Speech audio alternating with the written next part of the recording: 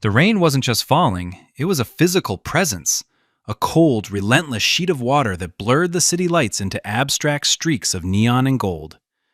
Naima pressed herself deeper into the narrow alley, the rough bricks scraping against the fine silk of her blouse. Her heart hammered against her ribs, a frantic drumbeat against the steady roar of the downpour. The sleek black town car that was supposed to be waiting was gone. Her phone, a useless shard of glass and metal, lay shattered on the wet pavement a few feet away, a casualty of her panicked haste. Footsteps echoed from the mouth of the alley, slow, heavy, deliberate. Not the hurried click of a pedestrian seeking shelter, but something else. Something that made the fine hairs on her arms stand on end. She squeezed her eyes shut, her meticulously constructed world of boardrooms and stock prices dissolving into this one primal, terrifying moment. She was just a woman, alone in the dark. And from that moment, everything in her carefully curated life was about to change. Miles away, in a small, warm apartment that smelled faintly of cinnamon and clean laundry, Elias checked the time. It was late, later than he liked to be out, but the final fare of the night had been a long one. He moved through the quiet rooms with a familiar, practiced grace. He was a tall man, with broad shoulders that spoke of a life that had involved more than just turning a steering wheel. His dark brown skin seemed to absorb the soft lamplight, and though there were lines of fatigue etched around his eyes, they were kind eyes. He paused at the door to his daughter's room. Amara was asleep, a small lump under a bright pink comforter. Her natural hair, which he had painstakingly twisted into sections that morning, formed a soft halo on her pillow. Her chest rose and fell in the steady, untroubled rhythm of childhood. On her nightstand, next to a well-loved stuffed giraffe, was a framed photograph. A woman with a smile that could light up a room. Sarah. His Sarah. His wife's death had split his life in two, the vibrant, noisy before, and the quiet, determined after. The after was all for Amara. It was packing lunches with notes tucked inside. It was learning how to do twists because Amara had said French braids made her scalp itch. It was working long hours as a driver to keep their small world intact. His hands, calloused and capable, could fix a leaky faucet, soothe a nightmare, and grip a steering wheel for 10 hours straight. They were the hands of a man who showed love through action, not words. He pulled the door gently, leaving it open just a crack, a habit he'd never broken. He picked up his keys from the small wooden bowl by the door. One more drive, a quick drop-off he'd picked up on the app, and then he could come home. He could be a father again, instead of just a driver. Naima's world was the antithesis of Elias's. It was a world of glass and steel, of hushed conference rooms on the 50th floor, where the city below looked like a circuit board. She was Naima Dubois, CEO of a tech conglomerate, a name that appeared in business journals and on lists of influential leaders. She was a black woman who had shattered every ceiling placed above her, building an empire through sheer will and intellect. Her apartment was a minimalist masterpiece, a testament to her success, with panoramic views and art that cost more than a car. But it was a silent space. The only sounds were the hum of the climate control and the occasional ping of an email arriving on her laptop. Her natural hair was always styled with intention, pulled back in an elegant bun that conveyed authority. Her deep brown skin was luminous under the recessed lighting of her office, her posture always perfect. But behind the locked door of her corner office, when the city lights began to twinkle on, a profound loneliness would settle over her. She had colleagues, not friends. She had associates, not confidants. Her parents, who had pushed her relentlessly toward this pinnacle of success, measured their love in stock prices and public accolades. They had never once asked if she was happy. They only asked if she was winning. She often found herself staring out at the sprawling city, a queen in her glass tower, and feeling utterly, completely isolated. She had curated a perfect life, but it was a life without warmth, without the messy, beautiful, unpredictable chaos of genuine human connection. It was a life of control, and tonight, for the first time in over a decade, she had lost it. The footsteps in the alley stopped. Naima held her breath. A figure emerged from the curtain of rain, silhouetted against the streetlights. It was a man, large and imposing. Panic seized her. But then he spoke, and his voice was not menacing. It was calm, steady. "Ma'am, are you all right?" Elias had seen the glint of the dropped phone and the expensive-looking shoes peeking out from the alley. His gut, honed by years of navigating the city's unpredictable streets, told him something was wrong. He wasn't on a fare, he was just heading home. He could have kept driving. He should have. But the thought of his own daughter, of any woman alone and frightened, made his foot press the brake. Naima didn't answer. She couldn't find her voice. He took a half-step closer, hands held up where she could see them. "My name is Elias. I'm a driver. I saw your car was gone. You look like you could use some help." He wasn't looking at her expensive suit, now soaked and ruined. He wasn't looking at the designer bag clutched in her white-knuckled grip. He was looking at her face, at the fear in her eyes. He was seeing a person, not a status symbol. This simple act of recognition was so foreign to her, it broke through the panic. My phone is broken," she managed, her voice trembling. "Okay," he said, his tone gentle but firm. "It's okay. My car is right there. It's warm. I can take you wherever you need to go. No charge. Just want to make sure you're safe." He shrugged out of his own jacket, a simple, worn but clean coat, and held it out to her. It wasn't a gallant gesture from a movie. It was a practical, human offering. For the first time in years, a powerful black woman who commanded boardrooms and brokered multi-million-dollar deals felt the sting of tears in her eyes. Not from fear, but from a small, unexpected act of unconditional kindness. She took the jacket. The next morning, Naima found Elias's information through the rideshare company's Lost and Found, where he'd reported her broken phone. She called their corporate services division and, citing a security concern with her usual service, arranged for Elias to be her private driver for the next few weeks. She told herself it was a practical measure. It wasn't. It was an instinct she couldn't explain. Their first few days were silent, professional. He was punctual, his car was immaculate, and he never pried. He'd greet her with a quiet, "Good morning, Miss Dubois," and she'd reply with a clipped, "Good morning, Elias." She worked in the back seat, a fortress of leather and tinted glass between her world and his. But small things began to chip away at her armor. One morning, noticing her shiver in the unseasonably cold air, she found a steaming thermos in the cup holder. "Ginger tea," he said, meeting her eyes in the rearview mirror. "My wife, my late wife, used to say it helped ward off a chill." The mention of his wife was so casual, so filled with a gentle, lingering love, that it caught Naima off guard. She drank the tea. It was warm and spicy, and it felt like a truce. The real shift happened because of Amara. One afternoon, Elias had to pick her up from her after-school ballet class before taking Naima to a late meeting. He apologized profusely, but Naima, surprisingly, waved it off. She watched in the rearview mirror as he met a small, vibrant girl with beaded braids that clicked when she bounced. This was Amara, a whirlwind of energy and unfiltered observations. "Who's that?" Amara asked, pointing a small finger at Naima the moment she was buckled in. Her voice was a bright, curious bell. "This is Ms. Dubois, sweetie," Elias said gently. "I'm driving her to work." "You have pretty hair," Amara announced to Naima. "It's like a crown. Are you a queen?"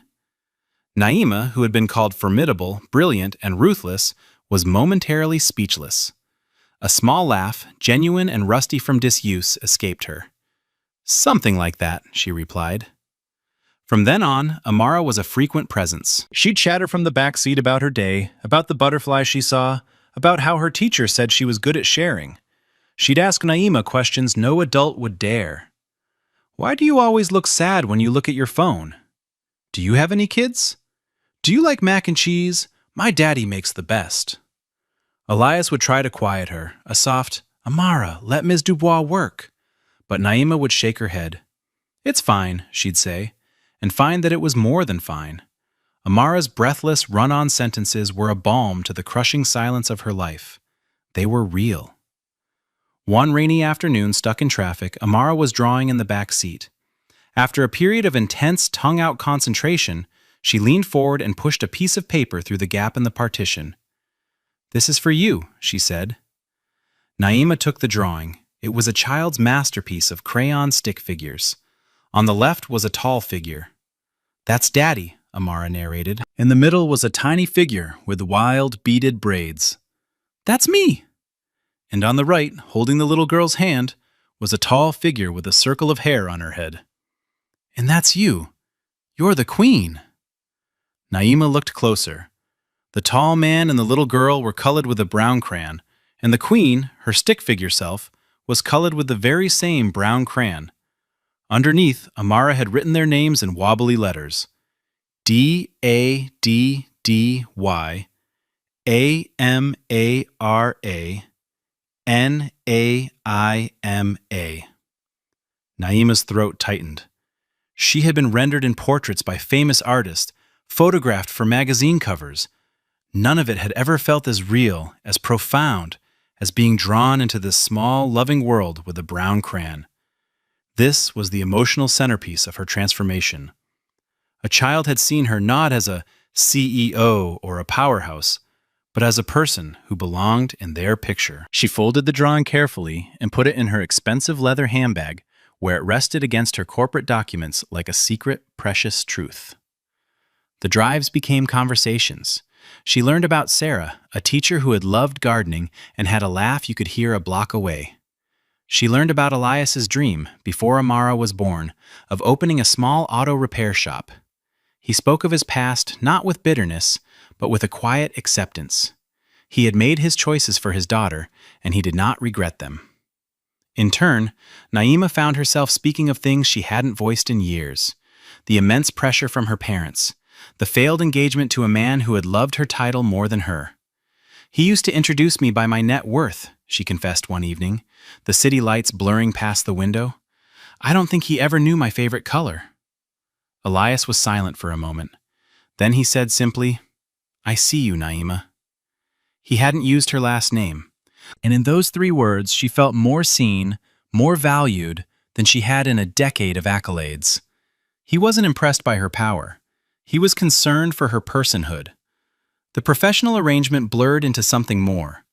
He started bringing an extra portion of whatever he'd cooked for his and Amara's dinner.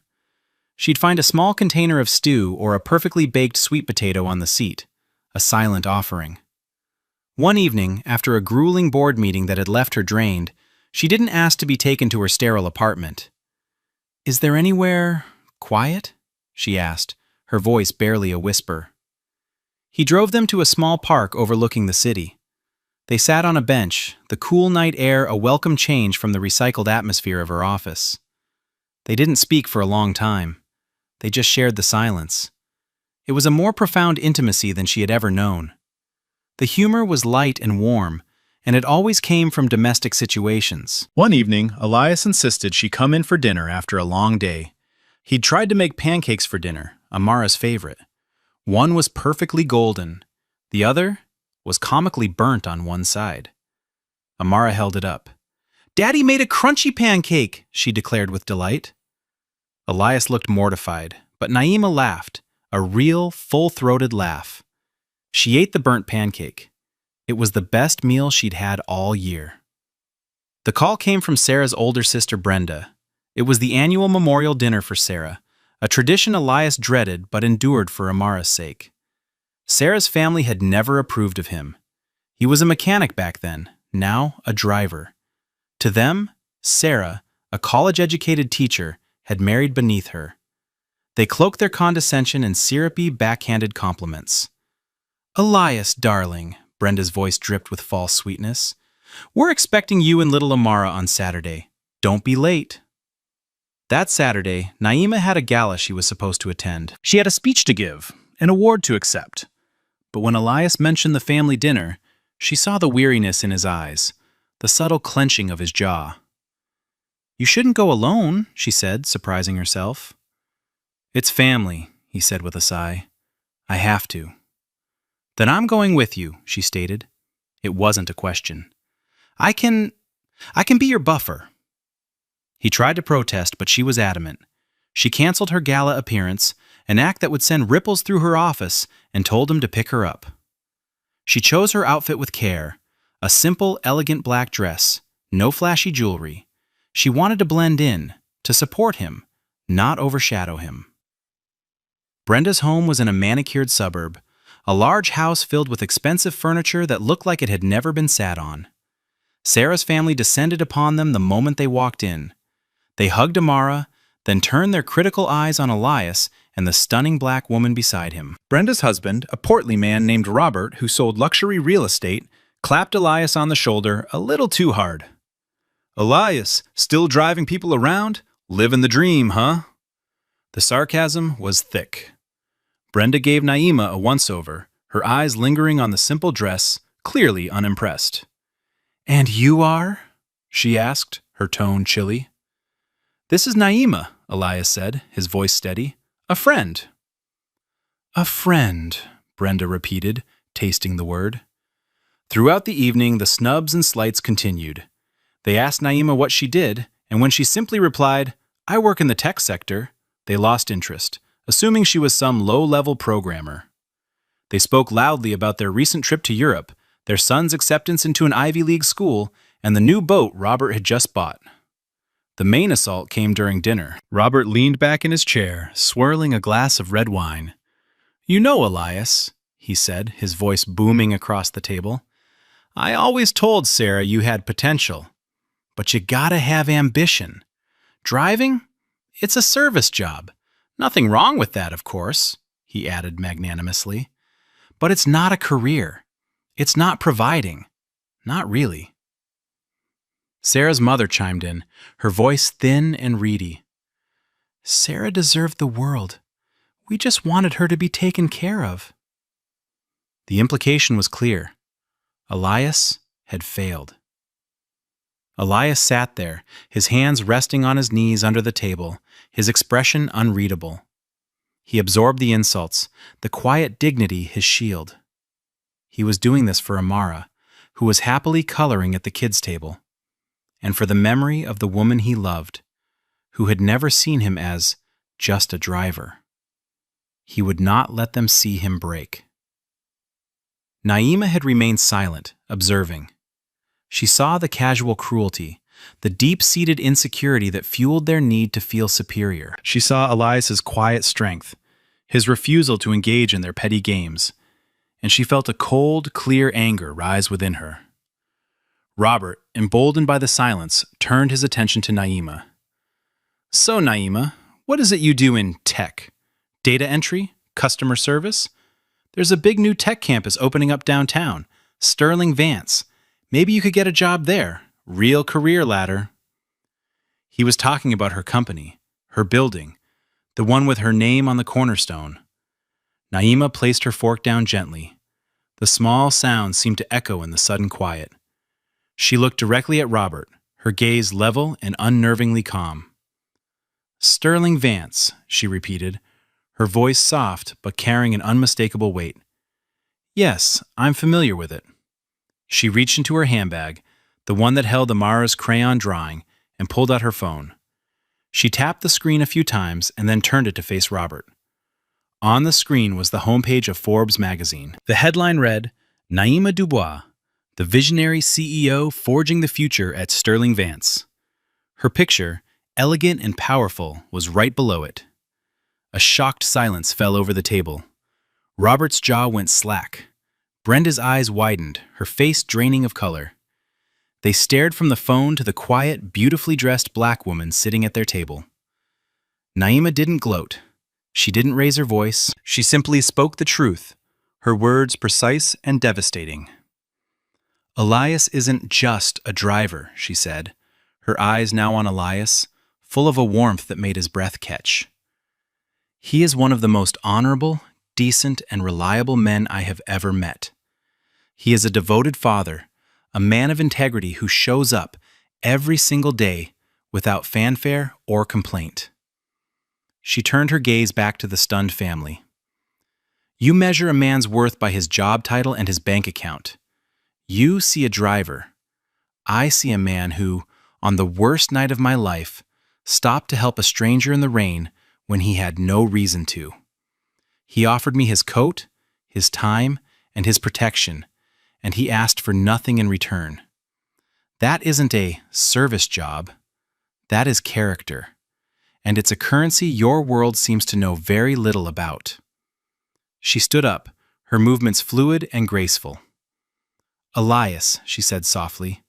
Amara, I think we're ready to go.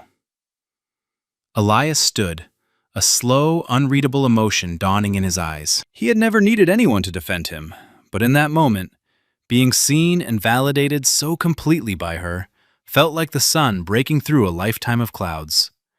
He took her hand, his callous palm fitting perfectly against hers. Together, with Amara skipping ahead of them, they walked out of the silent house, leaving the petty power figures to drown in their own smallness. They had been defeated not by a confrontation, but by a quiet, unassailable truth. The drive back to Elias's apartment was quiet, but it was a different kind of silence than before. It was a silence filled with unspoken understanding, a shared gravity. The tension of the evening had been broken, replaced by a profound sense of rightness. When they arrived, he turned off the car but didn't move to get out. "Thank you," he said, his voice thick with emotion. He was looking at her, really looking at her, and she saw the walls he kept around his heart finally crumble. "No one has ever stood up for me like that." "They didn't deserve to be in the same room as you," she replied, her voice just as soft. "They don't see you, Elias. They never have." "But you do," he whispered. It was a statement, not a question. "Yes," she said, "I do." He carried a sleeping Amara inside and tucked her into bed. Naima waited on the small front porch, sitting on the worn wooden steps. The air was cool and smelled of night-blooming jasmine from a neighbor's yard. He came out and sat beside her, not too close, but not far away. They sat there for a long time, watching the moon rise over the rooftops of the quiet neighborhood. This was his world, simple, unassuming, but rich with a kind of peace her penthouse could never offer. It was a world she found she didn't want to leave. "My parents," she began, her voice quiet, "they're like that. Colder, maybe. More polished. But it's the same. Everything is about what you are, not who you are. For my entire life, I've been a series of achievements. The scholarship student, the valedictorian, the prodigy, the CEO. I don't think they know how to love a person. Only a resume." He listened, giving her the gift of his quiet attention. When she was done, he reached over and took her hand. His touch was warm and sure. "You're not a resume, Naima," he said. "You're the woman who eats burnt pancakes so a little girl doesn't feel bad. You're the woman who carries a crayon drawing in a $1,000 bag." A single tear escaped her eye and traced a path down her cheek. He gently wiped it away with his thumb. In that small, tender gesture, a new life was being offered. A life of authenticity. A life where she could be seen, truly seen, for the woman she was, not the title she held. 3 months later, the late afternoon sun spilled through the kitchen window, casting golden rays across the floor where Naima sat, helping Amara finish a school project. Naima had resigned as CEO of Sterling Vance 2 months ago. The news had sent shockwaves through the financial world, but for Naima, it was the easiest decision she had ever made. She was now heading the charitable foundation she had started years ago but never had time to run, focusing on creating STEM programs for girls in underserved communities. She had traded her glass tower for a life of purpose. Elias was at the stove, humming softly as he made dinner. He had finally enrolled in a business course at the local community college, taking the first step toward his dream of opening his own repair shop. Naima was helping him with the business plan. Their lives were weaving together, creating a new fabric, strong and beautiful. Amara held up a new drawing. It was another family portrait. 3 brown-skinned stick figures stood under a brightly shining sun, holding hands. This time, there was a little house behind them with a red door. "It's our forever house," Amara announced.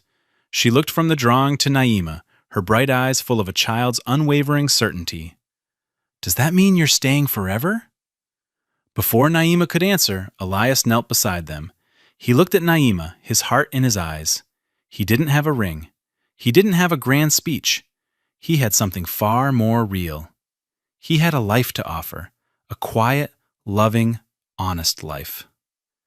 "We were hoping you would," he said, his voice a low, steady promise. Naima's eyes filled with tears, but this time they were tears of pure, unadulterated joy. She looked at the earnest little girl and the quietly noble man who had rescued her in more ways than one. She had spent her life building an empire of things, but they had shown her how to build a home, and for the first time in her life, she felt what it meant to truly belong. The world tells you to build walls, to chase titles, to accumulate wealth as a measure of your worth. But love, the narrator might say, is not found in a boardroom or a bank statement. It is found in the quiet moments, in a shared burnt pancake, in a crayon drawing offered with love, in the profound courage of being seen for exactly who you are. Family is not something you are born into. It is something you build, one small act of kindness at a time. And the most powerful thing in the world is not to be admired, but to be truly, completely, and unconditionally seen. Naima looked at her new family, her real family, and whispered the one word that contained her entire future. Yes.